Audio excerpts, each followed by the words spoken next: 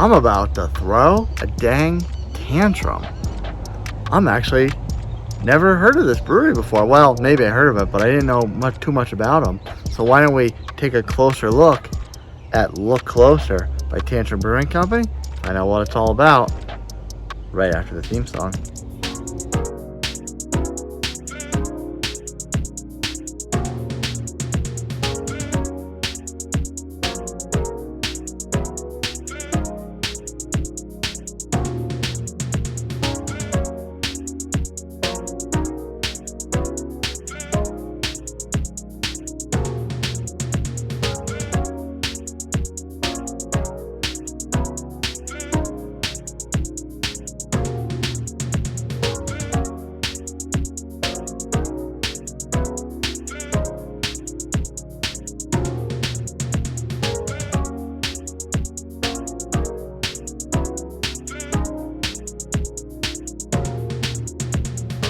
Welcome into the Midland Studio as per usual with your host, Nutmeg 2 Palmetto. You ever heard of Tantrum before? Because I'm ready to throw a tantrum. Are you ready to throw a tantrum with me? Tantrum Brewing Company, they're out of Cleveland, Georgia.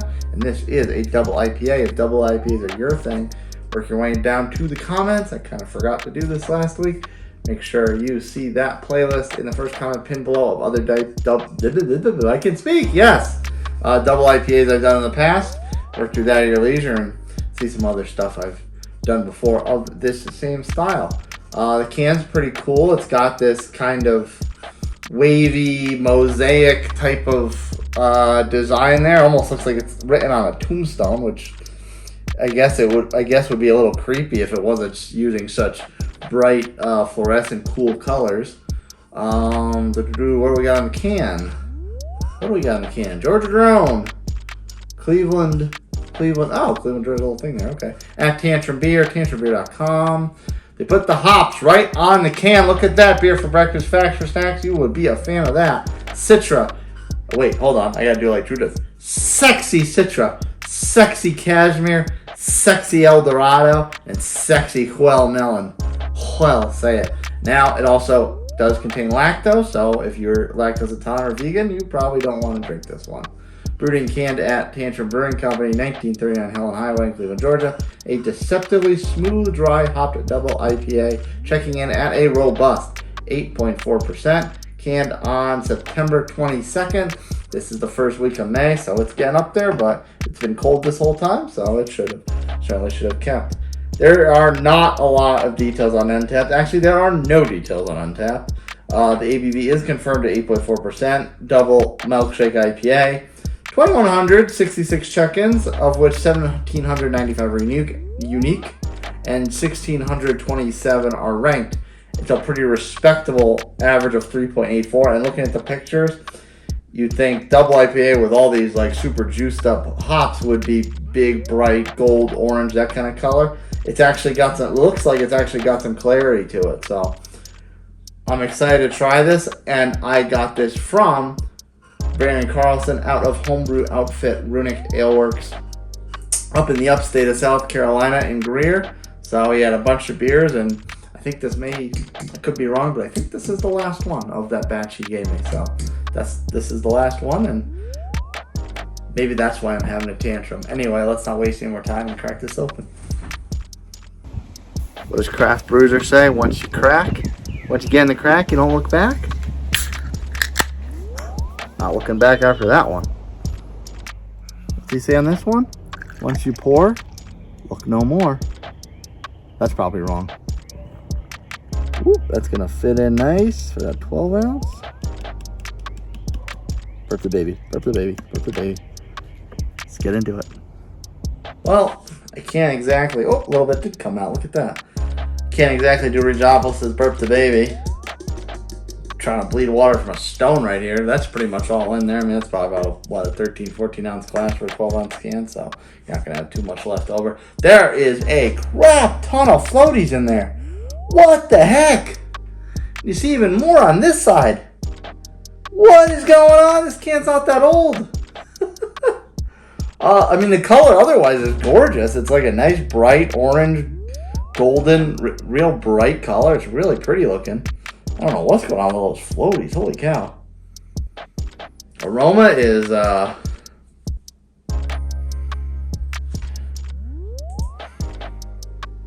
it smelled a lot more orange outside while I was pouring it. It felt a lot stronger. Now it's very, very subtle.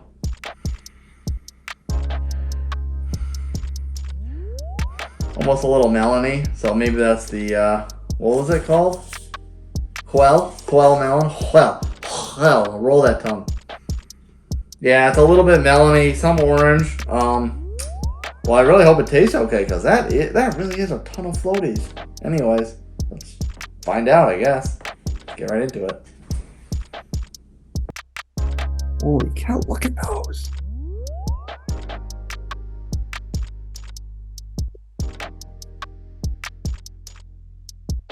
Oh, it's hoppy. Let's talk about it. Ah. You know what dawned on me after I took those couple sips? It has lactose in it. So that's probably what's going on with all the floaties.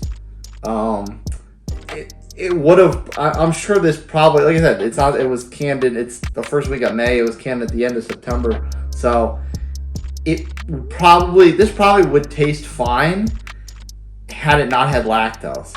And I've always been a fan of lactose in beer, but maybe this is a good reason why I shouldn't be.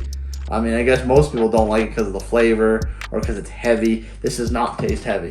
This is a straight medium body.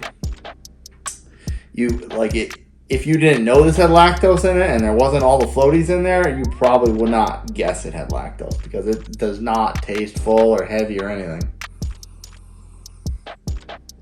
There is a citrusy, orange, little tiny bit piney bite to it. That sip was a little bit better than the first two. I mean, those first couple sips, it really did taste like sour milk, and that kind of clicked in my brain once I remembered. Oh, that's right, it has lactose in it. So it did kind of that sour milk funk to it a little bit. But once you get past the first couple sips, that kind of goes away. It has a little bit of a viscous mouthfeel, not a huge viscous mouthfeel, not like a stout or anything like that, but it does have a little bit of viscosity to it. So, I mean, I definitely would like to try this beer if they even make it without lactose, because I think that you definitely still taste that like hoppy, piney, resinous bite. I'm guessing probably from the El Dorado, or even from the Cashmere. The El Dorado and Cashmere both have a little bit of a piney note to it as they are, and then together it's probably got steroids.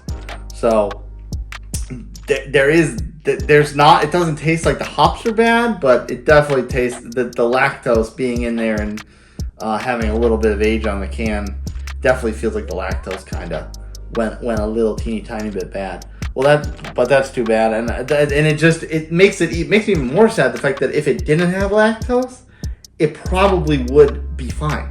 It probably would taste just as fresh because the hops are there. The hop flavor, the orange flavor, it's all there. It's all in there. The melon, you could definitely taste all of it full front and center. Just the lactose kind of ruins it, and that's unfortunate because I think this otherwise would be a really good beer.